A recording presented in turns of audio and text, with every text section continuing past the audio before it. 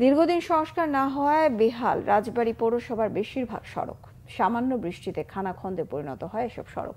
এতে চরম ভোগান্তিতে সাধারণ মানুষ। বছরের পর বছর এমন দুর্ভোগে ক্ষুব্ধ চালক এবং যাত্রীরা। রাজবাড়ী থেকে এম দেলোয়ার হোসেনের তথ্যছবিতে ডেস্ক রিপোর্ট।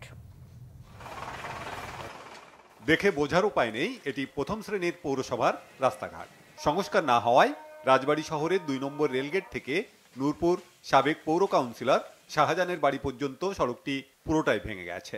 শুধু এই সড়কটিই নয়, হাসপাতাল সড়ক, বিনোদপুর, সোনাকান্দর চৌরাস্তা, ড্রাইস ফ্যাক্টরি ও ভবানীপুর সহ বেশিরভাগ সড়কের দশাই বেহাল। পৌরসভার ৯টি ওয়ার্ডের ১০৮ কিলোমিটার রাস্তার ৬৮ কিলোমিটারই বেহাল। অন্যগুলোর অবস্থাও নাজুক।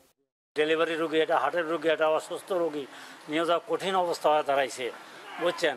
দীর্ঘ অনেক দিন ধরে মাপে কয় টেন্ডার হয়েছে, কাজ হবে ২ মাস পরে ৩ মাস পরে কাজ হয় না, দীর্ঘ অনেক দিন ধরে যাবত। ভাঙাচোরা এই রাস্তাঘাটে গাড়ি ঘোড়া চলতে পারে না, মানুষ চলাচল করতে পারে না। একটু বৃষ্টি হইলে এখান দিয়ে আর জনচলাচল একেবারে দুর্বিষহ হয়ে দাঁড়ায়। বৃষ্টির সিজনে আমি মোটামুটি ৩ বছরে ৩বার রিপেয়ারিং করছি, তাও সেই রিপেয়ারিংটা থাকে নাই, ওটা টেম্পোরারি। কিন্তু যখন বৃষ্টির সিজন হয় তখন আবার সেই আগের জায়গায় চলে যায়। ওখানে হচ্ছিল ভারী যানবাহনগুলো চলাচল করার কারণে এই দুর্ভোগটা ওখানে সৃষ্টি হয়েছে। টাকার অভাবে সড়ক সংস্কার করা যাচ্ছে না বলে জানিয়েছে পৌর কর্তৃপক্ষ। নতুন প্রকল্পের মাধ্যমে সড়কগুলোর সংস্কার করার চেষ্টা করা হচ্ছে বলে জানান পৌরসভার নির্বাহী প্রকৌশলী।